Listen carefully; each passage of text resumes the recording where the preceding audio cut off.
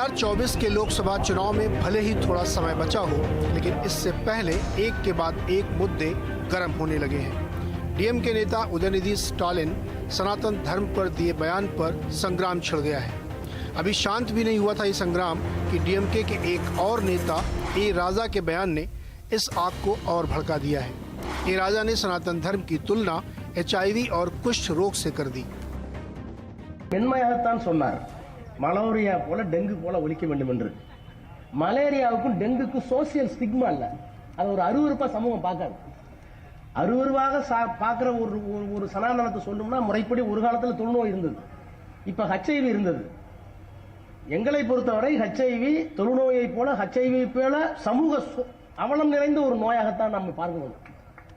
ஒன்று. இன்னொன்று, சனாதர்மத்தை கடைபிடிங்கன்னு பிரதமர் சொல்றாரு. அவர் உள்ளபடியே கடமைச்சிருந்தா இத்தனை வெளிநாட்டுக்கு போயிடக்கூடாது.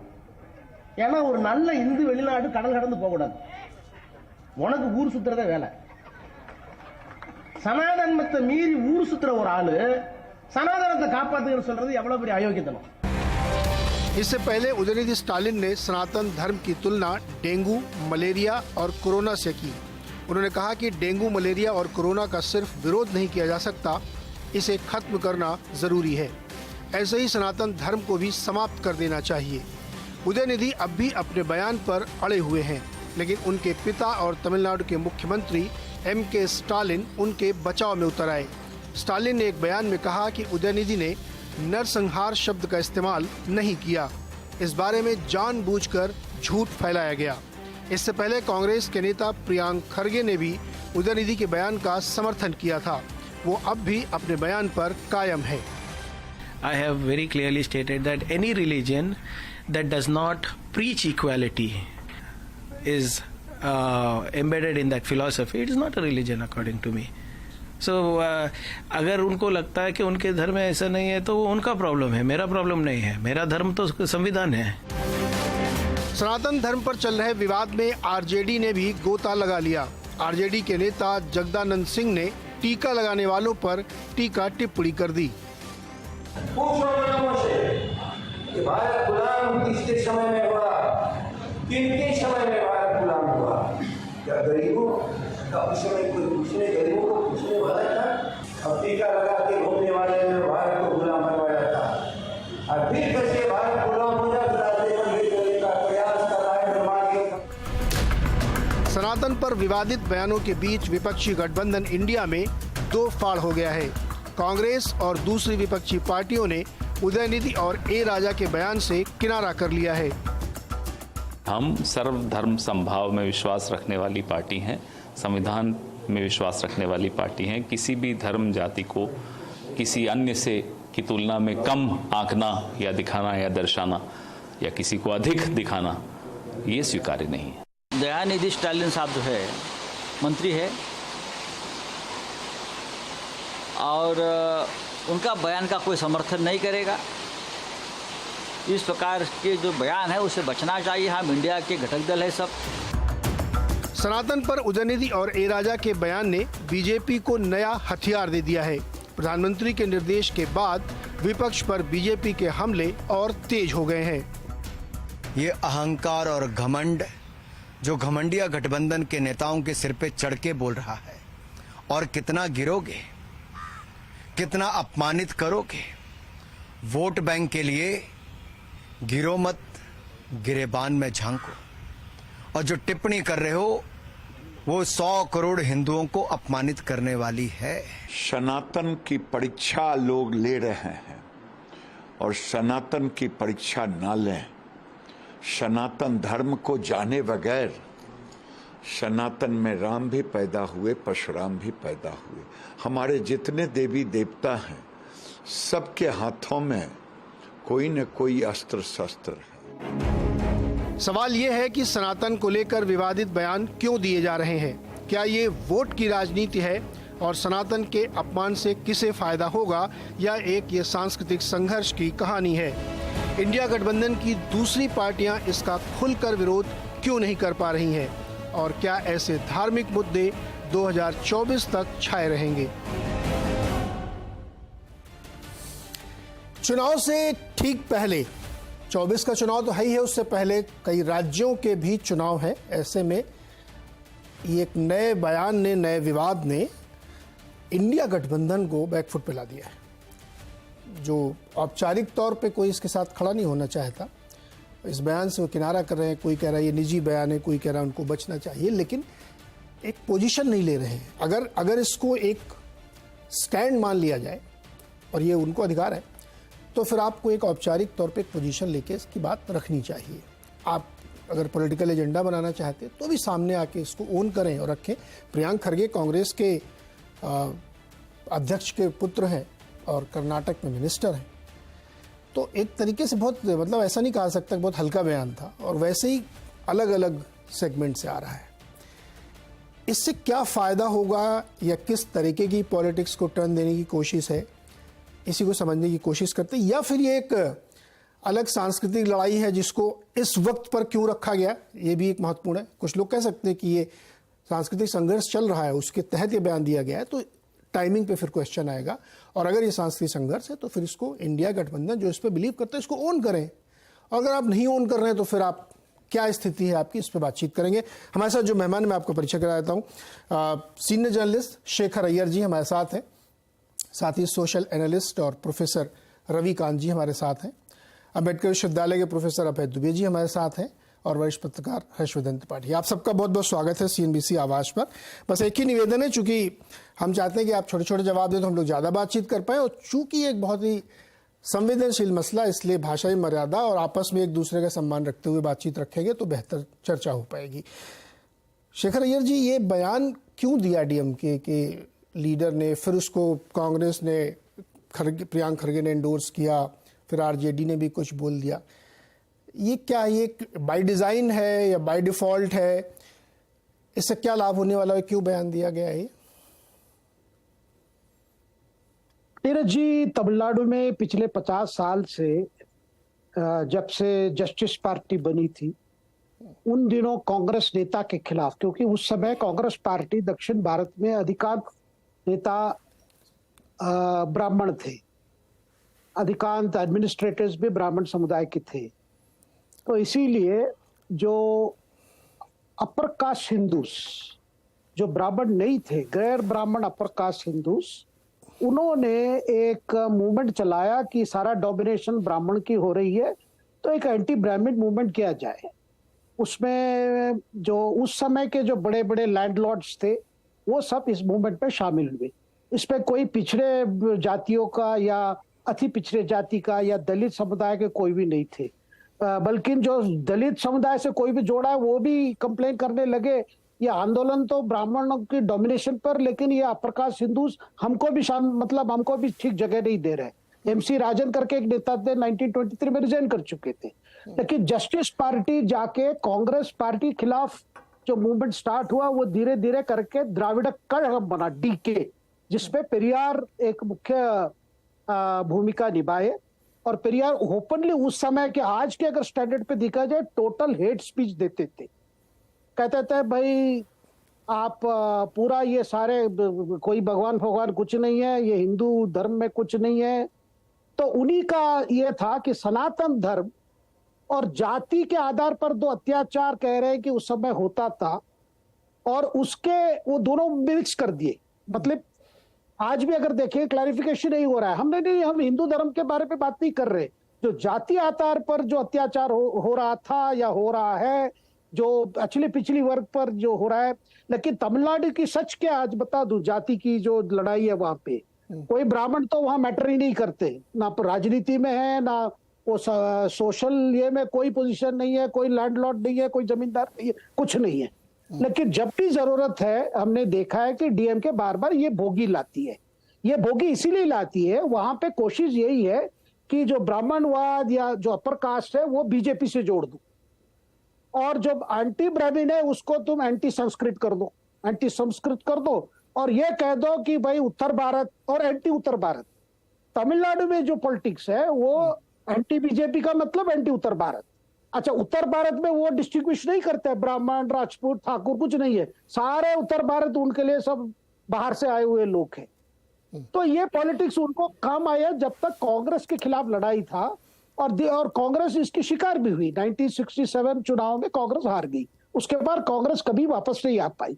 लेकिन वहां पे पॉलिटिकल स्ट्रेटेजी बहुत चेंज हो गया। फिर वही द्राविड़ कलम टूटी। क्यों टूटी? क्योंकि पेरियार ने एक अपने कम उम्र से एक लड़की से शादी की जो बराबर उनकी बेटी की, और जिसके खिलाफ उस समय के जो नेता थे। ये सब बातें मैं इसलिए कह रहा हूं कि आज की डिस्कशन में ये चल रहा है कि भाई हम एम्पावरमेंट की बात कर रहे हैं, पिछले वर्ग की बात कर रहे हैं, लेकिन थोड़ा डीएमके का हिस्ट्री, डीके की हिस्ट्री हमारी व्यूअर्स जानना चाहिए। तो इसीलिए वो टूटा, क्योंकि अन्नादुराई करुणानिधि जैसे नेता विरोध किए पेरियार को, बोले कि आप तो सोशल विमेन शक्तिशरण की बात करते हैं और ऐसे काम कर रहे हैं, तो करके टूट गया। फिर जाके डीएमके जाके 67 चुनाव जीते, लेकिन उसके जैसे ही आए वो शुरू कर दिए थे। लेकिन अगर सच में अगर आप कहेंगे कि सोशल एम्पावरमेंट कब हुआ, जब कामराज जी बन गए थे मुख्यमंत्री, काफी समय रहे कामराज, उनके समय में ये सारा शुरू हुआ। मिड डे मील्स की, मतलब बैकवर्ड क्लासेस के लिए दलितों के स्कूल खोलना, ये सब शुरू हुआ। लेकिन आज की तारीख में वो देखेंगे इसका कारण यही है, बीजेपी ने एक पूर्व आईपीएस ऑफिसर को तमिलनाडु के अध्यक्ष बना दिया, अण्णामलाई, जो कर्नाटक के कैडर के ऑफिसर थे, वो आजकल पदयात्रा कर रहे हैं। और वो रामेश्वरम से शुरू करके जहां हमारे गृह मंत्री अमित शाह गए थे, उन्होंने उद्घाटन किया, वो पूरा उनका यात्रा चल रहा है। उस यात्रा में काफी ट्रैक्शन हो रहा है। उनका बार बार यही कहना है कि बीजेपी क्या है, बीजेपी क्या कर रही है, प्रधानमंत्री मोदी में नेतृत्व में देश में क्या हो रहा है। क्योंकि बार बार ये जो प्रचार करते हैं, ये सो कॉल्ड द्रविडियन पार्टीज, हम उत्तर भारत के हैं, उत्तर भारत आप पर आक्रमण कर रहा है, हिंदी आप पर थोपना चाह रहा है, ये सारे चीजों को जो बार बार यूजलेस होता है, उसी को क्लियर करने के लिए, क्लैरिटी देने के लिए। और बीजेपी क्या है, जैसे कई राज्यों में बीजेपी का ही मॉडल रही है, जहां उनका जीरो से शुरू करते वो ऐसे ही करते, अपने आइडियोलॉजी को एक्सप्लेन करके, क्योंकि वहां पे एक वैक्यूम बनते जा रहा है। लोग के सामने एक प्रकार से कोई विकल्प नहीं है। उन्होंने एडीएम के कार्यकाल देख लिया, डीएम के कार्यकाल देख लिया, लेकिन वहां पर इतना भ्रष्टाचार है, इतना भ्रष्टाचार है, लोग वाकई एक विकल्प देख रहे हैं। कांग्रेस जो पहले विरोधी पार्टी थी, वो तो उनके साथ बैठी है और उनकी मर्जी में 8-10 सीट कुछ मिल जाए तो ठीक है। तो आज की तारीख में जो उदयनिधि ने कहा है, वो कोई सोच समझ के ही कहा है, कोई स्लिप ऑफ द टंग नहीं है। उन्होंने सोच समझ के जो शब्द सब प्रयोग किया है। देखिए, इसको लेकर कांग्रेस में बहुत शॉक्ड है। कांग्रेस की तरफ से कोशिश हुई, जो सुना ही जा रहा है कि राहुल गांधी जी ने कड़ीमुड़ी से बात की, भाई आप समझाओ, इस तरह बोलोगे तो हमारे लिए यहाँ दिक्कत होगी, राजस्थान में दिक्कत होगी, मध्य प्रदेश में। आपको अगर जाति के जो कास्ट डिस्क्रिमिनेशन पे कहना तो वो सीधा कहिए कास्ट डिस्क्रिमिनेशन, सनातन धर्म से मत जोड़िए। लेकिन वहां कहना नहीं, हमको तो यहाँ पे सब कुछ एक ही है। ओके। और नहीं धीरज जी, और एक बात बता देना चाहता हूँ, जो तमिलनाडु में हिंदू धर्म प्राचीन धर्म है वहां पे, लेकिन जब ये द्राविड़ मूवमेंट स्टार्ट हुआ, बार बार कहा गया कि जो तमिल की जो पूजा पद्धति है, जो वहां के शिव जी की जो पूजा होती है, जो शिव आराधना है, वो हिंदू धर्म नहीं है, वो अलग है। जो उत्तर भारत में जो है वो अलग है, तो हम हिंदू नहीं है। जब हजारों सालों की वहां पे शिव मंदिर है, बड़े बड़े शिवलिंग है, लेकिन वो बार बार ये कोशिश होती है, नहीं नहीं, ये हमारी जो शिव उपासना वो अलग है, हमारी विष्णु उपासना अलग है, वो उत्तर भारत से संबंध नहीं है। क्योंकि इनका डर है अगर बीजेपी का ग्रोथ हो जाए तो फिर अगर बीजेपी विकल्प के रूप में आ जाए तो दिक्कत है। लेकिन कांग्रेस बहुत कोशिश की। मुझे और 1 मिनट दे दीजिए नीरज जी। सर जी, संक्षेप में सर जी। जी, राहुल जी ने कड़ीमुड़ी से कहा कि भाई समझो, लेकिन वो माने नहीं, उससे ज्यादा वो कायम रहे और ज्यादा बोले। और ए राजा जो टेलीकॉम में अक्यूज थे, जिसके खिलाफ अभी सीबीआई ने अपील में दिल्ली हाईकोर्ट गया, क्योंकि वो बरी हो गए थे लोअर कोर्ट में, और ज्यादा बोले। और आपकी जानकारी के लिए, उदयनिधि भी अपने धर्म क्रिश्चियन मानते हैं, क्योंकि उनकी धर्मपत्नी भी क्रिश्चियन है और ए राजा भी क्रिश्चियन है। ये भी हमें थोड़ा मन में रखना चाहिए जी। तो अगर राहुल जी ने बात की कनिमोई से और उसके बाद ए राजा इस तरीके का बयान दे रहे हैं, तो ये तो और गंभीर समस्या है। रविकांत जी, ये जो स्टेटमेंट है, अब तो लेटेस्ट तो आप ए राजा का मानिए, इससे इंडिया गठबंधन को मुश्किल में डाल दिया उन्होंने। अपनी कॉन्स्टिट्यूंसी हो सकता है कि तमिलनाडु को आप एड्रेस कर रहे हो, इससे क्या फायदा होगा इनका, बल्कि नुकसान ही हो रहा है। लेकिन उनका चिंता कांग्रेस के प्रति नहीं है। आइए सर, ये मैं रविकांत जी से भी ले रहा हूँ। जी रविकांत जी। देखिए, मैं इंडिया गठबंधन के बारे में तो कुछ नहीं कह सकता, वो उनका अपना मसला है। लेकिन ये जो बयान आया है और उसके बाद जिस तरह की और बयानबाजी हुई है, निश्चित तौर पर वो चिंतन करने योग्य है। और ये जो देश है वो विमर्श को पसंद करता है। हाँ, इधर के 10 साल को आप कह सकते हैं कि जहां आप अगर आलोचना करते हैं तो फिर आप टुकड़े टुकड़े गैंग हो जाते हैं, देशद्रोही हो जाते हैं। ये आज की परिस्थितियां हैं। लेकिन आप 50 के दशक में चले जाइए, 70 के दशक में चले जाइए, 90 के दशक में चले जाइए, वहां पर ये आलोचनाएं लगातार होती थी। और सिर्फ दक्षिण भारत का सवाल नहीं है, आप उत्तर भारत में आएंगे तो पेरियार ललाई सिंह यादव, रामस्वरूप वर्मा और उसके बाद कांशीराम, लगातार उन्होंने ब्राह्मणवाद को कटघरे में खड़ा किया है, हिंदू धर्म की आलोचना की है। लेकिन हिंदू धर्म की आलोचना वो सामाजिक संदर्भ में करते रहे हैं कि उसमें वर्ण भेद है, असमानता है, अन्याय है, अत्याचार है। तो इसीलिए मैं पूछता हूं कि जो लोग सनातन धर्म के पक्ष में खड़े हुए हैं, क्या वो इसको स्वीकारना नहीं चाहेंगे कि इस धर्म में लगातार सदियों से शूद्रों, दलितों और स्त्रियों के साथ अन्याय और अत्याचार होता रहा है? इसीलिए मैं गांधी जी को सबसे महत्वपूर्ण सनातन धर्म के प्रतिनिधि के रूप में देखता हूं। पूना पैक्ट के बाद का एक स्टेटमेंट मुझे उनका याद आता है। उन्होंने कहा था कि हमारे पुरखों ने दलितों पर अत्याचार किए हैं और इसलिए हमें उसको स्वीकार करते हुए उनसे माफी मांगनी चाहिए और अपने हृदय को परिवर्तित करना चाहिए। लेकिन जो आज सनातन धर्म के ठेकेदार हैं, उसमें बाबाओं से लेकर के और राजनीतिक दलों के लोग भी, क्या वो इस बात को स्वीकारेंगे कि हाँ, हमारे पुरखों ने अत्याचार किया है, हमसे गलतियां हुई हैं? सनातन धर्म को अगर आपको ठीक करना है और चाहते हैं कि कोई उसकी आलोचना न करे, तो सनातन धर्म के भीतर से जो उच्च तबका है, जो अपने आप को पूरा सांस्कृतिक वर्चस्व को प्रैक्टिस करते हैं, जिनके सरनेम के आधार पर ये वर्चस्व कायम है। अब आप देखिएगा कि जो दलित है, यहां तक कि बैकवर्ड भी सरनेम से मुक्ति पाने की कोशिश कर रहा है। लेकिन क्या वजह है कि जो सवर्ण तबका है वो अपने सरनेम को बहुत जोर से बोलता है? क्यों बोलता है? क्योंकि उसको सांस्कृतिक पूंजी वहां से मिलती है। वो जन्मना ही वहां से अपने आप को श्रेष्ठ घोषित करता है, वो बताता है, उसे कुछ और कहने की जरूरत नहीं है। तो ये जो विसंगतियां हैं, इसकी आलोचना क्यों नहीं होनी चाहिए? लेकिन ये जो पॉलिटिकल इशू है, इसका इंडिया अलायंस को नुकसान होगा कि फायदा होगा, इससे हमारा सबका नहीं है। मैं एक दलित होने के नाते और सनातन धर्म को प्रैक्टिस करने के नाते भी ये बात कह रहा हूं कि जो धर्म की विसंगतियां हैं, जो सामाजिक भेदभाव है, उस पर चर्चा होनी चाहिए। और नंबर 2, हमारा संविधान भी इस बात की इजाजत देता है। वो वैज्ञानिक चेतना की भी बात करता है और असमानता मिटाने की भी बात करता है। इसलिए मुझे इसमें कुछ भी अनुचित नहीं लगता। लेकिन जो पॉलिटिकल इशू बनेगा तो जाहिर तौर पर अब बीजेपी जो कर रही है, क्या वो भूल जाती है कि जो तमाम बलात्कारी संत थे, राम रहीम से लेकर के आसाराम बापू तक, उनके साथ तो नरेंद्र मोदी की फोटो दिखाई पड़ती है, तमाम नेताओं की फोटो दिखाई पड़ती है। तो क्या उस समय उन्होंने इसके लिए कहा कि भाई नरेंद्र मोदी माफी मांगे, ये तो बलात्कारी घोषित हो चुका है? रविकांत जी, तो वो तो वहां नहीं होगा। और एक नहीं, दिनेश शर्मा जो हमारे विश्वविद्यालय के ही प्रोफेसर रहे हैं, डिप्टी सीएम रहे हैं, उन्होंने कहा कि सीता जी तो पर्सनली शिशु थी।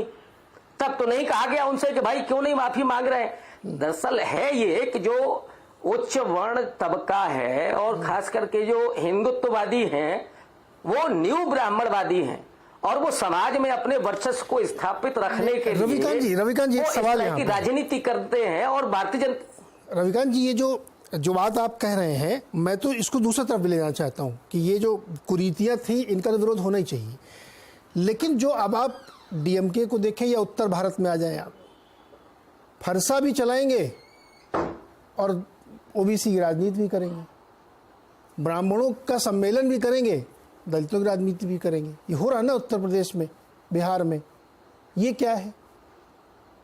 ये मेरा कहने के लिए, अगर पॉलिटिकल डिस्कोर्स में चर्चा हो रही है तो पॉलिटिकल डिस्कोर्स में रहिए, सांस्कृतिक डिस्कोर्स में रहना तो उसको फिर आप उस एजेंडे से मत हिलिए। फिर ये हो रहा है ना आपके शहर में, देखिए आप। नहीं, बिल्कुल जी नहीं, मैं सहमत हूं, बिल्कुल सहमत हूं।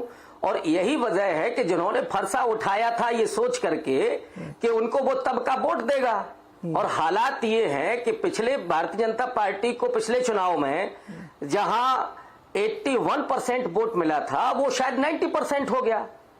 9% वोट बढ़ा है उसी समुदाय का जिसका फरसा उन्होंने उठाया था प्रतीक रूप में। तो वो उनको तो समझ में नहीं आ रहा है और वो कंफ्यूज हैं।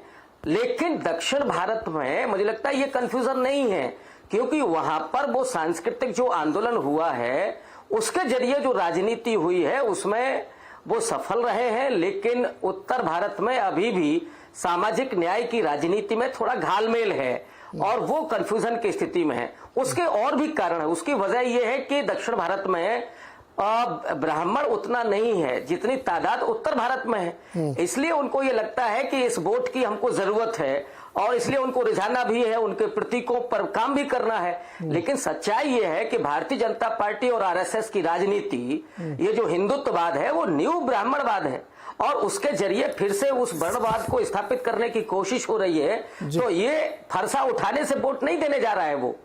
जी अभय दुबे जी, पॉलिटिकल डिस्कोर्स से मुझे तो सवाल पूछना है आपसे। कांग्रेस को बैकफुट पे डाल दिया है बेचारे। मैंने इस डिबेट में भी आमंत्रित करने की कोशिश की थी, आ नहीं रहे। देखिए, वो लोग अपनी दुर्गति के खुद जिम्मेदार हैं। इस वक्त जो गैर भाजपा शक्तियों ने जो मोर्चा बनाया था और जो 9 साल बाद मोर्चा बना, जिससे जो लोग भाजपा के विरोधी हैं, आलोचक हैं, उनको बड़ी उम्मीदें हैं, ये वो लोग अपनी दुर्गति के खुद जिम्मेदार हैं। वो एक पुराने किस्म की राजनीति जो महत्वपूर्ण नहीं रह गई है, जो प्रभावी नहीं रह गई है, उसको अगर आज के जमाने में लाएंगे तो उनको राजनीतिक नुकसान होना बिल्कुल तय है और वो राजनीतिक नुकसान हो रहा है उनको। उन्होंने एक ऐसी भाषा का इजाद नहीं कर पाया है जो इस समस्या से उनको बचा के ले सके। देखिए, भारत में राजनीति का मैदान समतल नहीं है, वो ऊंचा नीचा है। उसमें बहुत सारी सुरंगें लगी हुई हैं, जगह जगह उसमें विस्फोटक लगे हुए हैं। जो लोग उस राजनीति के मैदान में चलते हैं उन्हें बड़ा सतर्क सावधानी के साथ चलना पड़ता है। अगर उनका पैर सुरंग में पड़ गया तो वो उड़ जाएंगे। यहाँ पे इंडिया INDIA वालों का पैर जो है सुरंग के ऊपर पड़ गया है और वो जानबूझकर अपने पैरों को सुरंग पे रख रहे हैं। तो उसमें क्या किया जाए? अब चलिए, शेखर जी ने बड़ी अच्छी व्याख्या की तमिलनाडु की राजनीति की, मैं उनकी व्याख्या से पूरी तरह सहमत हूं। उत्तर भारत में क्यों हो रहा है ये? उत्तर भारत तो तमिलनाडु नहीं है।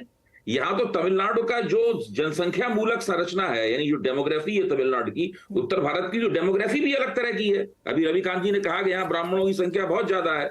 तो अब यहाँ तो स्थिति यह है कि जो लोग बहुजन थीसिस की बात करते थे वो सर्वजन थीसिस करते हुए चुनाव जीते। मायावती, उन्होंने तो तीन साल तक ब्राह्मणों, ठाकुरों, बनियों और कायस्थों के साथ में मैत्री सम्मेलन किए, तब उन्हें 2007 में पूर्ण बहुमत प्राप्त हुआ। यहां उत्तर प्रदेश की, बिहार की, इन सब जगहों की हालत बिल्कुल अलग तरह की है। यहां की राजनीति में अगर पुराने किस्म का अंबेडकरवाद और पुराने किस्म का लोहियावाद अगर लाया जाएगा, उस भाषा का इस्तेमाल किया जाएगा, तो उसकी इन लोगों की वही दुर्गति होगी जो इस वक्त हम लोगों के सामने मौजूद है। इन लोगों को ये सब समझदार लोग कर रहे हैं। खास बात ये है, मैं नहीं मानता हूं कि आदत, मेरे ख्याल से ये आदत से मजबूर है। पुराने किस्म का जो रेटरिक है, पॉलिटिकल रेटरिक है, जिसकी वो कांग्रेस के मुकाबले चल जाता था। कांग्रेस अलग तरह की पार्टी थी, वो धर्म का इस्तेमाल भी करती थी तो भिन्न तरीके से करती थी। ये भारतीय जनता पार्टी के मुकाबले खड़े हुए हैं जिसका कोर ही सनातन धर्म का है। राष्ट्रीय स्वयंसेवक संघ की तमाम प्रतिनिधि सभाओं ने ये प्रस्ताव पास किया है कि हम सनातन मूल्यों के वाहक हैं और सनातन धर्म को हम प्रमुखता देते हैं। स्थिति यह है कि वो जो आर्य समाज सनातन धर्म के खिलाफ धुआंधार मुहिम चलाकर ही खड़ा हुआ था, वो आज सनातनियों के साथ दोस्ती करके मूल ज्यादातर हिस्सा उसमें भारतीय जनता पार्टी का समर्थक बना हुआ है। तो आप सनातन धर्म के खिलाफ उस तरह की धार्मिक मुहिम चलने की भी कोई गुंजाइश नहीं है। और ये सामाजिक न्याय की राजनीति के नाम पे जो हो रहा है, ये बड़ा विचित्र है भाई। मुलायम सिंह ने सब छोड़ दिया था, मुझे याद है अच्छी तरह। मुलायम सिंह खुद को हनुमान के भक्त की तरह पेश किया करते थे। लालू यादव ने पूरी तरह नहीं छोड़ा, लेकिन काफी कुछ उन्होंने भी छोड़ दिया था। मायावती ने भी पूरी तरीके से छोड़ दिया ये करना। उनकी बैठकों में क्या कहा जाता था कि ब्राह्मण बनिए ठाकुर उठ के चले जाए, हमें उनके वोट देने की जरूरत नहीं है, और दूसरी गालियां भी देते थे। वो सब उन्होंने छोड़ दी। फिर तो ब्राह्मणों के बारे में ये कहने लगे कि हाथी नहीं गणेश है, ये कहने लगे, और हाथी चलता जाएगा, ब्राह्मण शंख बजाएगा, इस प्रकार की बातें करने लगे। तो पूरी की पूरी सामाजिक न्याय की वोट की राजनीति है।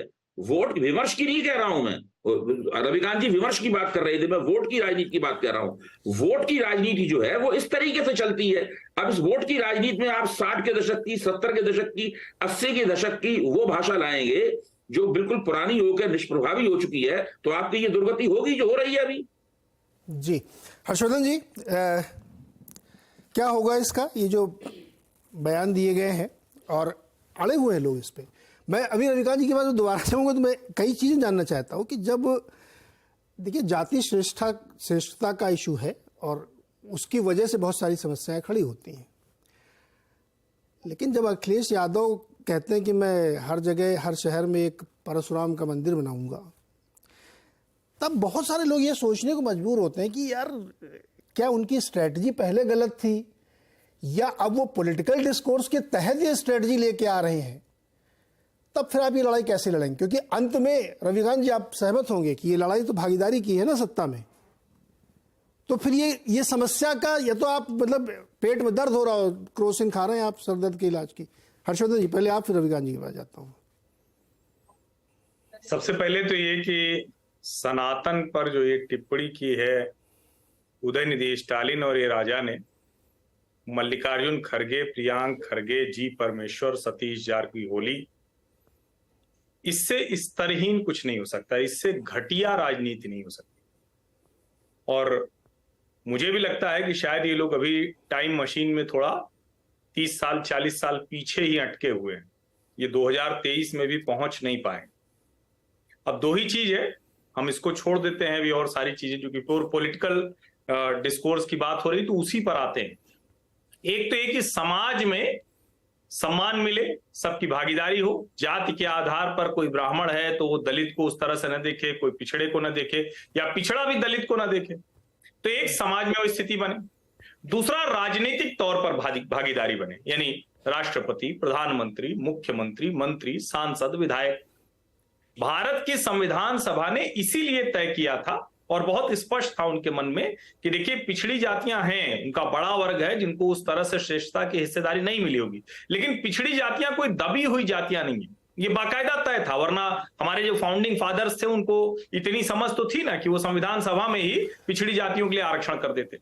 लेकिन एक माहौल खड़ा किया गया और उसमें मैं कहूंगा कि कांग्रेस पार्टी की बहुत बड़ी गलती थी, क्योंकि कांग्रेस पार्टी कुछ गिने चुने परिवारों के आधार पर पूरा देश और भारत को पूरी दुनिया में चलाना चाहती। तो आप चाहे देखिए, चाहे भारतीय राजनीति में हो और चाहे दुनिया भर में राजदूत लेना हो, चाहे न्यायिक व्यवस्था में हो, जो कांग्रेस के समय में सिस्टम तैयार हुआ वो कुछ परिवारों के हिस्से आया।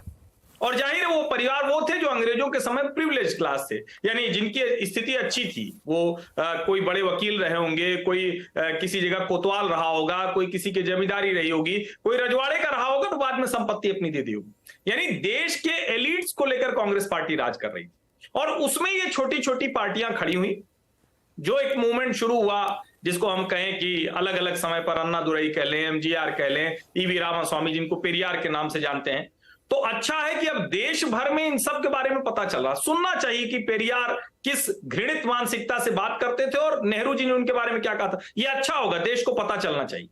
लेकिन उस राजनीति के आधार पर जरा आप सोचिए, करुणानिधि, एमके स्टालिन और अभी उदयनिधि स्टालिन भी मंत्री, यानी 2-2, 3-3 पीढ़ियों से राज कर रहे हैं। उत्तर प्रदेश की बात कर लेते हैं, जिसको कह रहे हैं कि सबसे ज्यादा ब्राह्मण हैं जाति के आधार पर, मैं अगर गलत होऊंगा तो करेक्ट करेंगे। वहां भी क्या है, भारतीय जनता पार्टी के भी मुख्यमंत्री कल्याण सिंह, राजनाथ सिंह और क्या नाम था उनका, गुप्ता जी, कुछ समय राम प्रकाश गुप्ता जी, लेकिन जो मुख्यमंत्री के तौर पर रहे कल्याण सिंह रहे। जब मायावती, मुलायम सिंह यादव, अखिलेश यादव, ये सब पिछड़े नेता हैं। लालू प्रसाद यादव और लालू जी से भी हटती थी नीतीश कुमार, जीतन राम मांझी ऐसे। और अगर आप दूसरे राज्यों में भी चले जाएं तो वहां भी इसी तरह की राजनीति। वहां पर मध्य प्रदेश में भारतीय जनता पार्टी को सत्ता मिली तो उमा भारती, फिर बाबूलाल गौर, ये हमारे मतलब मुझे जहां तक ध्यान में है कि उत्तर प्रदेश के प्रतापगढ़ जिले के हैं, यादव जाति से आते हैं। और उसके बाद शिवराज सिंह चौहान, वो भी पिछड़ी जाति से। अब आप जरा समझिए, राष्ट्रीय स्वयंसेवक संघ लगातार गाली खाते हुए, ब्राह्मणवाद की पैरवी करते हुए क्या करता है, सब जगह समाज से लेकर राजनीति तक पिछड़ों को भी उनकी जगह देता है। आज देश के प्रधानमंत्री की कुर्सी पर एक पिछड़ी जाति का व्यक्ति है, घांची तेली वो, और मतलब जिसको कहते हैं ना पिछड़ों में भी इतनी छोटी जाति है घांची तेली कि उसका अस्तित्व ही नहीं। एक बड़े नेता ने मुझसे कहा कि अरे नरेंद्र मोदी तो कभी प्रधानमंत्री बन ही नहीं सकते 2012 में। कहे क्यों? कहे क्योंकि उनके आगे वो नरेंद्र मोदी है। ये सारी राजनीति का दौर पार करके हम 2023 में खड़े। मुझे लगता है कि शायद कांग्रेस और पूरे इस अलायंस को लगता है कि हम किसी तरह तो कोई कुछ वितंडावाद खड़ा करें, लोग जाति के नाम पर लड़ें, कोई ऐसा एकेडमिक डिस्कशन करके कहे कि अरे तुमको घुसने नहीं दिया जाता। अभी आश्चर्य हुआ मुझे, सिद्धारमैया उनका बयान मैंने देखा कि मुझे किसी मंदिर में कहा गया कपड़ा उतार कर जाओ, शर्ट उतार कर। अब मैं क्या कहूं, उनके ऊपर हंसूं रोऊं? अरे भैया, हम लोगों के गांव में तो लंबे समय तक, और कोई ऐसा नहीं दलितों को कहते थे कपड़ा उतार खाओ, सबको कपड़ा उतार कर खाना है, बेल्ट नहीं पहनने देते थे कुछ समय पहले तक। अब लेकिन उसी घर के बच्चे, ब्राह्मणों घर के बच्चे भी खा रहे हैं।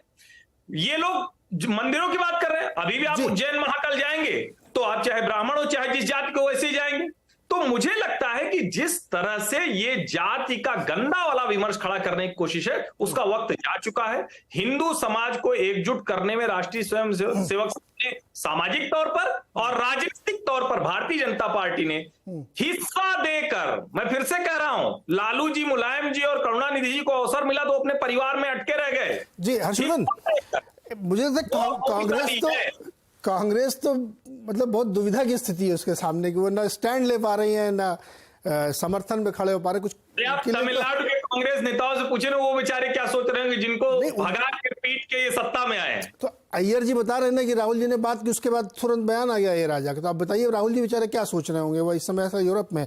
रविकांत जी, मेरा एक सवाल ये था कि जो विमर्श आप खड़ा करना चाह रहे थे, उस विमर्श के तहत आप देखिए कि आपने कहा एक नव ब्राह्मणवाद तरीके की चीज बन रही है।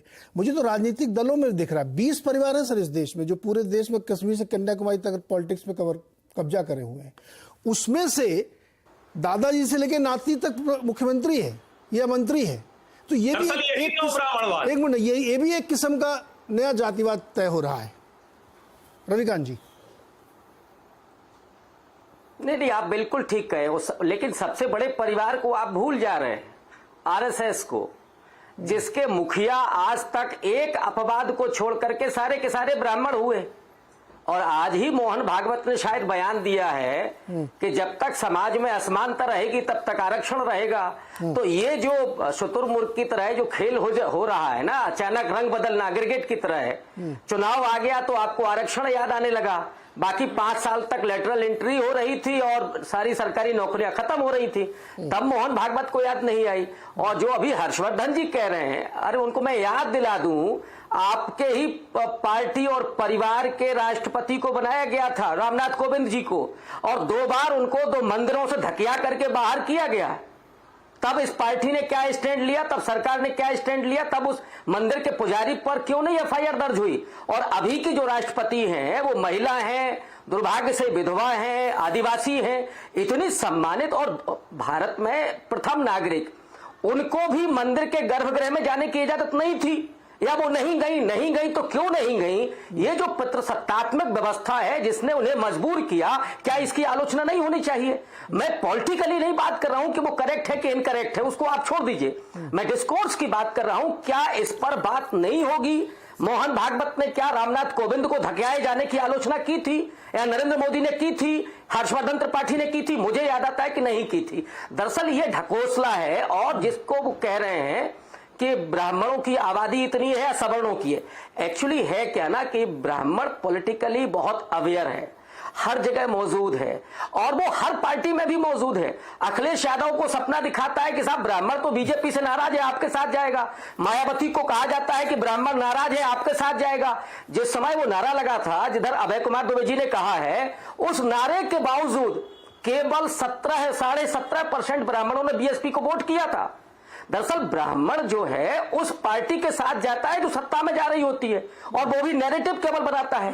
पिछली बार जो अब मैंने कहा ना कि अखिलेश यादव ने फरसा उठाया, लेकिन 81 से 89% हो गया ब्राह्मणों का वोट बीजेपी के लिए। ये असली खेल है। लेकिन जो धर्म का इशू है, निश्चित रूप से इंडिया अलायंस बैकफुट पर है, और इसलिए बैकफुट पर है, बस मैं जोड़ रहा हूं, खत्म कर रहा हूं, इसलिए बैकफुट पर है कि जो बुनियादी मुद्दे हैं, महंगाई का, बेरोजगारी का, दलितों के उत्पीड़न का, महिला उत्पीड़न का, मणिपुर का, अंबानी के पूरे धरना सेठ होने का, ये सवाल दब जाए इसलिए ये उठाया गया है। अब वो उसमें दक्षिण भारत ने कर दी, निश्चित रूप से मुश्किल में इंडिया अलायंस है और खास करके कांग्रेस है, इसका जवाब तो इंडिया अलायंस और कांग्रेस के लोग देंगे। लेकिन मैं जितना समझता हूं, जितना चीजों को पढ़ता हूं, सीखता हूं, उसका मतलब है कि इस देश में अभी भी सामाजिक समता नहीं स्थापित हुई है, जो बाबा साहब अंबेडकर का सपना था। 25 नवंबर 1949 को जो उन्होंने कहा था। रवि आता हूँ दोबारा एक बार। हर्षवर्धन, आप कुछ कमेंट करना चाहते हैं, जल्दी से करिए फटाफट, फिर मैं इसको आगे बढ़ाता हूँ बात को। नहीं, मैं नीरज जी एक बात तो ये कहूंगा कि इतनी अच्छी बहस हो रही है, किसी ने मर्यादा नहीं तोड़ी। रविकांत जी सोशल एक्टिविस्ट लिखा हुआ कह रहे हैं कि राष्ट्रपति रामनाथ कोविंद जी को धकिया के निकाल दिया गया कई बार। तो मैं कहूंगा कि वो ये बता दें कहां कहां कब धकिया, कि मेरी जानकारी में नहीं है कि राष्ट्रपति रामनाथ कोविंद जी को कभी, और ये शब्द तो मैं बोल ही नहीं सकता अपने देश के राष्ट्रपति के लिए, ये जहर फैलाने का काम जब एकेडमिक के आवरण में होता है ना तो ज्यादा खतरनाक होता है। दूसरा, उन्होंने कहा कि राष्ट्रपति द्रौपदी मुर्मू जी, उसमें उन्होंने क्या क्या विधवा हैं तो क्या क्या जोड़ दिया, बड़ा विचित्र है, बोलने का तरीका क्या है ये मैं नहीं जानता हूं। लेकिन उनके बारे में यही आलोचना हुई कि जब वो राष्ट्रपति बनने वाली थी तो सबसे पहले उनका जो वीडियो आया वो शिव मंदिर में झाड़ू लगा रही थी, मतलब मंदिर साफ कर रही थी वो स्वयं। दिक्कत यहां दूसरी है। दिक्कत यह है कि हिंदू धर्म से एक वर्ग को दूर करके कोई समझता है कि वो बड़ा एकेडमिक हो जाएगा, बड़ा अच्छा हो जाएगा। जहां तक रही कुरीतियों की, बुराई की बात, तो वो आप कह रहे हैं आज से बहुत पहले से। और गांधी जी संघ की शाखा में जाते हैं, वहां पूछते हैं कि भैया बताओ कौन सी जाति का स्वयंसेवक कहां है, बताया जाता है कि उनको कि यहां तो कोई ऐसी स्थिति ही नहीं। और सिर्फ गांधी जी नहीं, अभी प्रणब मुखर्जी गए थे, जब रेशिम बाग गए थे विजयादशमी पर, तो उन्होंने जो कहा वो सबको सुनना चाहिए। और अभी लगातार हर में जो जाते हैं तो कुल ये जो जहर फैलाने की राजनीति होती है ना, मैं तो कह रहा हूं ये बताएं अभी इसी शो पर कि रामनाथ कोविंद जी को कहां से निकाला गया था, किस मंदिर से, वो बताएं। जी रुकिए एक मिनट जरा, मैं रविकांत जी रुकिए एक मिनट जरा। शेखर अय्यर जी, अभी आपने सुना, मैं इसी को कहता हूं कि डिस्कोर्स कैसे बदल रहा है चीज़ों का। आप पिछले 20-30 सालों का सामाजिक अध्ययन करिए, छोड़े पॉलिटिक्स को, जो राजनीतिक दल कर रहे हैं, कैसे चीज़ें बदल रही हैं और उसका एडॉप्टेशन कैसे हो रहा है। मैंने उदाहरण अभी दिया और फैक्ट पे मैं बात करता हूँ, मुझे कोई शौक नहीं कि अपने में व्यू रखूँ। जो उत्तर प्रदेश के चैंपियन हैं उनका बिहेवियर आप देखिए, बिहार के जो चैंपियन उनका बिहेवियर आप देखिए, आप साउथ में चले जाइए उनका बिहेवियर देखिए। तो जब आप डिस्कोर्स के तहत समाज को बदलना चाहते हैं, उन कुरीतियों को बदलना चाहते हैं जिनके खिलाफ आप खड़े हैं, तो आपको अपना दिमाग साफ रखना चाहिए। और अगर आपको ये पता है कि बीमारी क्या है तो उसका इलाज करना चाहिए। आप टटोल रहे हैं, आपको समझ में नहीं आ रहा। मैं कह रहा हूं इसका जवाब कोई क्यों नहीं मुझे देता कि 3 पीढ़ियों से एक ही परिवार का आदमी क्यों राजनीति में केंद्र में बना रहेगा। इसका कोई जवाब है क्या कि दयानिधि मारन की पूरी मारन फैमिली चलाएगी क्या तमिलनाडु को, या बिहार में यादव जी की परिवार के सारे लोग चलाएंगे? ये ब्राह्मणवाद नहीं है क्या? श्रेष्ठता की बात हो रही ना, तो क्यों तेज प्रताप यादव ही श्रेष्ठ है, तेजस्वी यादव ही श्रेष्ठ है? क्यों अखिलेश जी के अलावा और कोई नहीं है जो यहाँ के मुख्यमंत्री बन सके या समाजवादी पार्टी का अध्यक्ष बन सके? क्योंकि यही आरोप आप लगा रहे हैं संघ पे। तो फिर आप भी तो उसी ट्रैप में फंस रहे हैं। मुझे नहीं पता, मैं इसमें कोई वैल्यू जजमेंट नहीं दे रहा हूं। मेरा सवाल यह है कि क्या वाकई मूल समस्या से अलग हट के चीजों को एनालाइज करते हैं हम लोग? शेखर अय्यर जी। नीरज जी देखिए, ये उदयनिधि क्यों कह रहा है, देखिए वहां पे परिवारवाद बड़ा इश्यू बन गया है और साथ में भ्रष्टाचार भी इश्यू है। देखिए अभी जो सेंथिल बालाजी की जो अरेस्ट को लेकर अभी भी वो मंत्री है, अभी भी वो कस्टडी में है।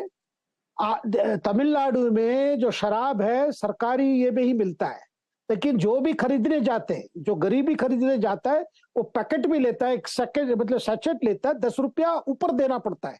वो सीधा पैसा कलेक्ट होकर ऊपर जाता है। मतलब करप्शन अगर तमिलनाडु में समझना है तो ये करप्शन इश्यू है। जो भ्रष्टाचार इतना बड़ा इश्यू है तो वो अटेंशन वो परिवारवाद से भी जुड़ा हुआ है। तो अगर जुड़ा हुआ है तो इनको लग रहा है भाई हम कैसे इसको डाइवर्ट करें। तो डाइवर्ट करने का एक ही मंत्र है, जो जिस मंत्र से डीएमके सत्ता पे आए। और आज एक दूसरी बात कह देता हूं, ये नहीं है कि तमिलनाडु में जातिवाद नहीं है, राजनीति में जबरदस्त जातिवाद है और उस जातिवाद को लेकर इतने दंगे होते हैं, लेकिन वहां कई ब्राह्मण नहीं है, ब्राह्मण फैक्टर नहीं है ना। ब्राह्मण पहले भी कोई कास्ट राइट्स में थे।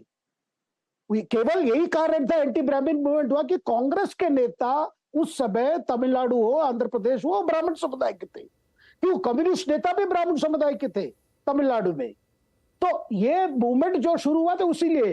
लेकिन हकीकत क्या है? हकीकत जबरदस्त जातिवाद है। आज भी दलित की हालत वहां बहुत खराब है, दलित पर बहुत अत्याचार होता है, उस पर ये बोलते नहीं है क्योंकि वो वहां पे वो पॉलिटिकल ये है, क्योंकि बड़े 3-4 समुदाय है जो बहुत बड़े पावरफुल है, उनको टेक ऑन करने के डर है ये केवल। और दूसरी इनकी माइनॉरिटी सपोर्ट इनके साथ है, तो इसलिए माइनॉरिटी इश्यू पे भी कुछ नहीं बोलते। तो ये केवल उसी इश्यू पे कंसंट्रेट करते हैं जहां उनको लगता है। फिर लोग ये सब भूल जाएंगे, फिर ये सोचेंगे ये उत्तर भारत हमारे ऊपर आक्रमण कर रहा है बीजेपी के रूप में, बीजेपी विकल्प नहीं बनना है, बीजेपी को बता दो ब्राह्मण पार्टी है। लेकिन आज बीजेपी में भी कोई वहां ब्राह्मण नहीं है नेता, सब समुदाय के दलित के सब है। नहीं, सच्चाई तो ये है सर कि आप ब्राह्मणों के कहीं कोई नहीं है। कौन सी पार्टी में भी? और जब था ना तब तो पोलित ब्यूरो में भी ब्राह्मणों का वर्चस्व था भाई। नहीं सर, सब देख लीजिए आप, कांग्रेस की पूरी जुंडली किचन कैबिनेट ब्राह्मणों की। देखिए जहां सुशासन, नहीं धीरज जी, जहां सुशासन इश्यू बन रहा है उसको डाइवर्ट करने के लिए एक ही उपाय है उनके पास। तो उसलिए वो देखिए, अगर आप केवल जाति अत्याचार पर बात करते, किसी को कोई अपराध ये नहीं होता, ऑब्जेक्शन नहीं होता।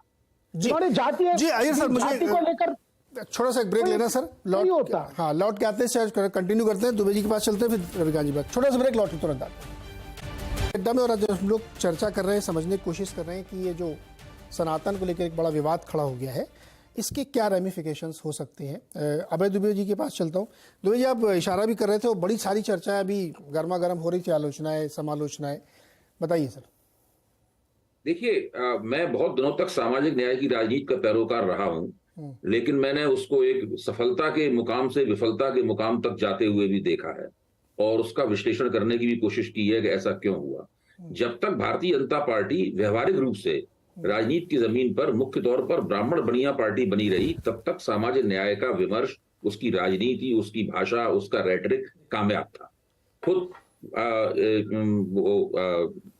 भाजपा के जो मशहूर नेता थे जिनकी हत्या कर दी गई थी, उनके भाई ने इनको मार दिया था, मेरे एकदम दिमाग से नाम निकल रहा है, उन्होंने खुद कहा था कि जब तक मुलायम सिंह और लालू यादव 20-20 सीटें जीतते रहेंगे तब तक भाजपा को बहुमत कैसे प्राप्त होगा। तो जिस दिन मुलायम सिंह और लालू यादव में सीटें जीतने की क्षमता समाप्त हुई, वैसे ही भाजपा को बहुमत प्राप्त होने लगा। ये एक बिल्कुल एक हकीकत है जिसको हम लोग इसको अस्वीकार नहीं कर सकते। देखिए, वो सामाजिक न्याय का रेटरिक केवल तभी तक कामयाब था जब तक कि भाजपा का ओबीसीकरण नहीं हुआ था। भाजपा का न सिर्फ ओबीसीकरण हुआ है, बल्कि भाजपा ने बड़ी चतुराई से और मैं समझता हूं दूरंदेशी के साथ में दलित समाज के बहुत सारे हिस्सों को भी अपने साथ जोड़ने में कामयाबी हासिल की है।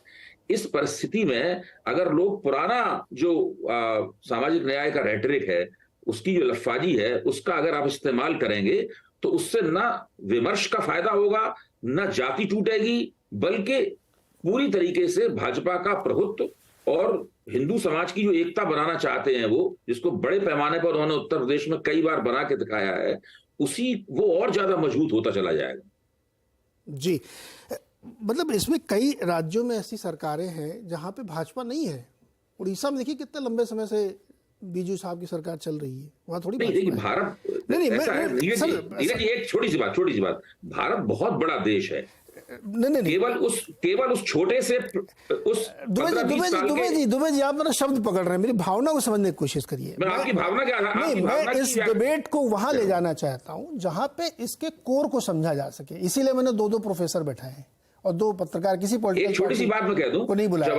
जब आपने उड़ीसा का उदाहरण दिया, ऐसा है कि कांग्रेस का वो जो एक 57 और 64 के चुनाव, 62 के चुनाव तक का हिस्सा आप छोड़ दें, उसके बाद से ऐसी कोई पार्टी भारत में नहीं हुई है जिसका सारे भारत में एक साथ वर्चस्व हो, और ये स्थिति बनी रहेगी। कहीं भाजपा रहेगी, ज्यादातर हिस्से में भाजपा रहेगी, कुछ हिस्सों में नहीं भी रहेगी। जी जी जी, रविकांत जी, नया सवाल पूछ रहा हूं आपसे मैं कि जब वैचारिक लड़ाई या संघर्ष या विमर्श बनाए जाते हैं तो प्रोसेस में परिमार्जन होता रहता है, चीज़ें बदलती हैं, आप उनको नए तरीके से देखते हैं।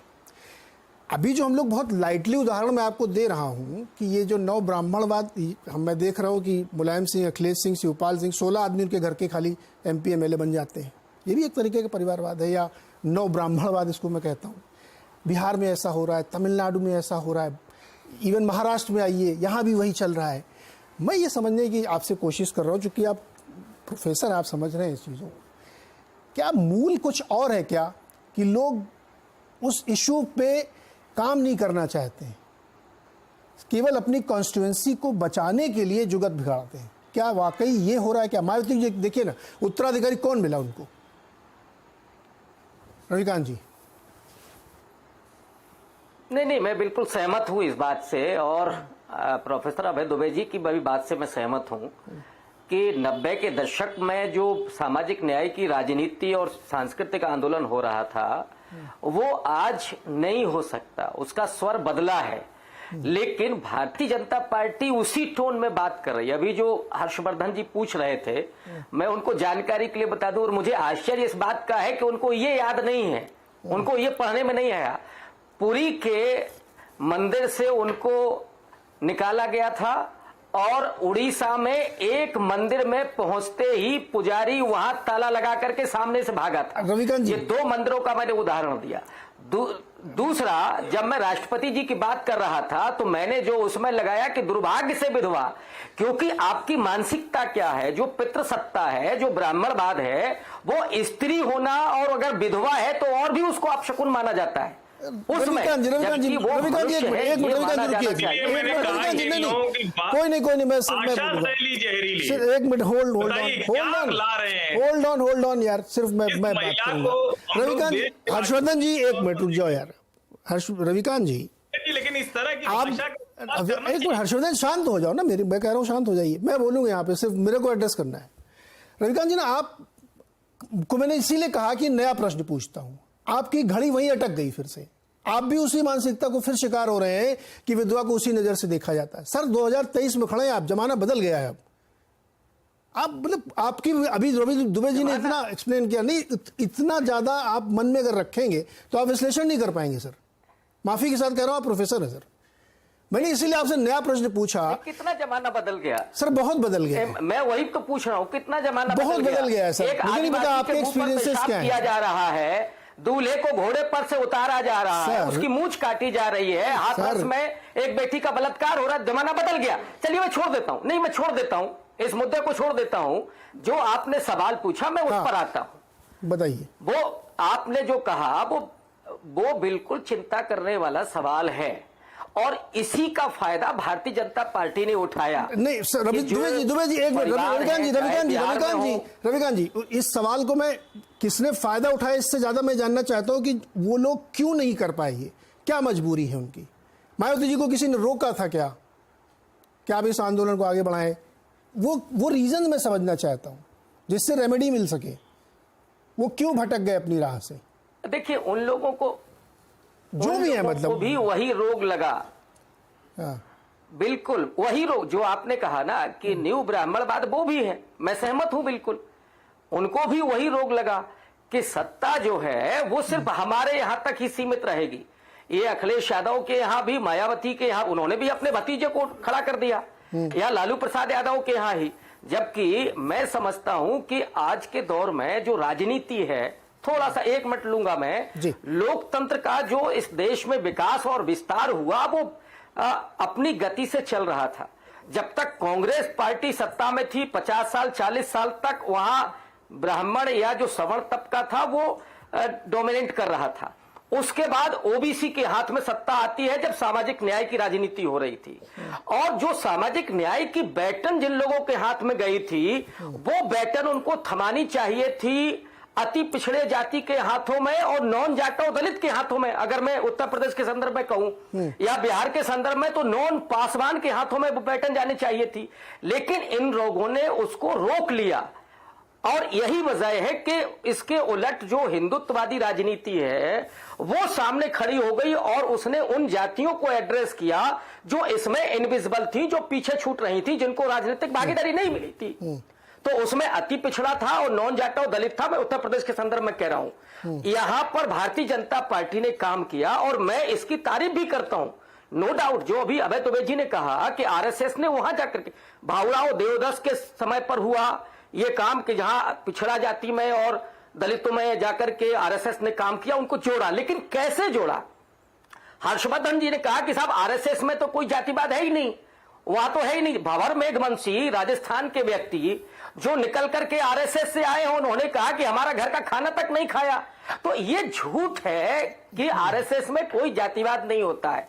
अंदर खाने सब कुछ होता है, कहने भर के लिए साहब वहां सिर्फ जी लगाया जाता है। और मैं पूछता हूं ना कि आज तक जितने भी सरसंघ चालक हुए, एक रज्जू भैया को छोड़ करके सारे ब्राह्मण क्यों हुए? इसका जवाब क्या होगा? नहीं होगा। तो दरअसल वो उसी न्यू ब्राह्मणिज्म को स्थापित करना चाहते हैं, उसको थोपना चाहते हैं। और उसमें उन्होंने अति पिछड़ी जातियों को, नॉन जाटो दलित को, इनको सहलाया। मैं जिस शब्द का इस्तेमाल करूं समझिए। उन्होंने उनको इन जाटों के खिलाफ या यादव कुर्मियों के खिलाफ, जाटों के खिलाफ वो पूरा सेंटिमेंट्स खड़ा करके अपने साथ जोड़ा और उसमें वो कामयाब हुए। तो भारतीय जनता पार्टी की जो विभाजनकारी और नफरत पर आधारित जो राजनीति है वो सिर्फ हिंदू मुसलमान में नहीं है, बल्कि वो पिछड़ा अति पिछड़ा भी है, जाटो नॉन जाटो भी है उसमें। और मैं इस बात को बराबर कहता रहा हूं कि भारतीय जनता पार्टी हिंदुत्व के वजह से चुनाव नहीं जीतती। असली जो उत्तर भारत में असली जो खेल होता है वो हिंदुत्व के भीतर कांचीराम साहब की जो पूरी सोशल इंजीनियरिंग है वो है कि जहां उन्होंने अति पिछड़ा को, नॉन जाटो दलित को जोड़ा, इसके जरिए चुनाव उन्होंने जीता और ये सत्ता हासिल की। मैं इस बात से सहमत हूं और इन लोगों ने जो गलतियां की उसका खामियाजा वो भुगत रहे हैं और अभी भी वो सत्ता का विकेंद्रीकरण नहीं करना चाहते, बंटवारा नहीं चाहते। ये रविकांत जी यहीं पर रुकिएगा। यही मूल प्रश्न है जिसका जवाब हम सबको ढूंढना है कि वो क्या बीमारी है कि आदमी अपनी सत्ता को शेयर नहीं करना चाहता। काशीराम जी ने अपना उत्तराधिकारी चुना मायावती जी को और मायावती जी ने किसको चुना? ये प्रॉब्लम है सर, ये रिसर्च का विषय है। हर्षवर्धन जी बहुत छोटा कमेंट रखिए, 1 मिनट बचा मेरे पास जी, बहुत छोटा। नहीं, बहुत छोटा जवाब। देखिए मुझे तो अब हंसी आ रही है। पहली बार तो मुझे लगा कि रविकांत जी पर्सनल नहीं, प्लीज पर्सनल नहीं, अभी आपस में बात तो पूरी करनी थी। नहीं कैसे बात होगी? वो बोल रहे थे लगातार आपने बोलने, मैं रोक रहा हूँ आपस में कमेंट। मैं कह रहा हूं कि जहर इस तरह दिमाग में आ जाता है, इतना अजीब दिमाग में आ जाता है कि ये कह रहे हैं कि संघ ने बाला साहब देवरस जी के समय से शुरू कर दिया, सब कुछ किया, सबको हिस्सेदारी भी दे दी, लेकिन उसको कह रहे हैं कि उनका वाला मन ठीक नहीं था। यानी हर जाति को, हर समाज को संघ से लेकर भाजपा ने हिस्सा दिया, उनको ऊपर बिठाया, उनको उनकी हिस्सेदारी दी, लेकिन उनकी नीयत ठीक नहीं थी। बाकी एक ही परिवार में सामाजिक न्याय वाले भ्रष्टाचार, परिवारवाद करते रहे। और जो आप करेंगे एक लाइन में क्या है, आप जरा मुझे बताइए कि भारतीय जनता पार्टी की राजनीति में अगला नेता कौन होगा? कोई आज बता दे और 5 साल बाद हम फिर से डिबेट करेंगे तो इस पे देखेंगे, या 2 साल बाद डिबेट करेंगे। कौन नेता होगा ये कोई नहीं जानता है, लेकिन दूसरी जगहों पर पता है रास्ता तो उधर ही है। उनको वहां भी दिक्कत है और जब कुछ हो जाएगा तो कहेंगे ना मन ठीक नहीं है, मन अपना गड़बड़ है। रविकांत जी जैसे लोग झूठ बोल रहे हैं। कभी भी राष्ट्रपति रामनाथ कोविंद को किसी मंदिर में जाने से नहीं रोक। जी देखिए, ये डिबेट बहुत ही गर्मा गर्म है। इतना झूठ मत बोलिए। अरे रविकांत जी प्लीज रुक जाइए, मैं कितनी कोशिश कर रहा हूँ। बंद कीजिए रविकांत जी, बहुत झूठ इस तरह की नहीं, इस तरह के फैक्ट को नहीं। रविकांत जी और हर्षवर्धन जी, जानकारी नहीं है। अरे रविकांत जी हर्षवर्धन जी प्लीज रुक जाइए, 1-on-1 मत करिए सर। इसी चीज को तो मैं अवॉइड करना चाह रहा था कि कोर इश्यूज में, अब रुकिए सर, कोर इश्यूज में छूट जाता है। ये एक बहुत महत्वपूर्ण प्रश्न है, मैं दर्शकों के लिए भी छोड़ता हूँ कि ये जो, मैं इसको एक आलोचना समालोचना के तौर पे नहीं, मैं इसको एक प्रश्न के तौर पे देख रहा हूं कि जो चैंपियंस हैं इसके, वो क्यों इस न्यू ब्राह्मणिज्म के जाल में फंस रहे हैं? क्या समस्या कुछ दूसरी है, क्या इलाज कुछ दूसरा हो रहा है क्या, या हम अपनी स्ट्रेटजी में इंग्लिश में कहूँ तो उसको रिफाइन नहीं करना चाहते, उसको बदलना नहीं चाहते हैं। हमने जो एक बार 1960 में पीडी शर्मा की पढ़ ली थी पॉलिटिकल साइंस की किताब, मैं उससे आगे बढ़ूंगा ही नहीं। मुझे लगता है इस अप्रोच में बदलाव की ज़रूरत है और नए तरीके से देखना चाहिए कि कौन अपनी सिर्फ कॉन्स्टिट्यूएंसी साध रहा है और कौन इंडिया अलायंस को डॉक में डाल रहा है कि उसके नेता बच रहे हैं बात करने से। अगर इतना सरोकार है तो आइए मंच पे बताइए कि मैं इसके साथ खड़ा हूँ, स्टालिन के साथ, लेकिन उससे ही बचना है तो बड़ी विकराल समस्याएं हैं, सामाजिक समस्याएं बड़ा समय लेती है सुलझने में। फिलहाल बहुत बहुत शुक्रिया आप सब लोगों का, जन्माष्टमी की बहुत बहुत शुभकामनाएं सर। आनंद से रहिए, झगड़ा मत करिए, मन में मैल मत रखिए। बहुत बहुत शुक्रिया सर।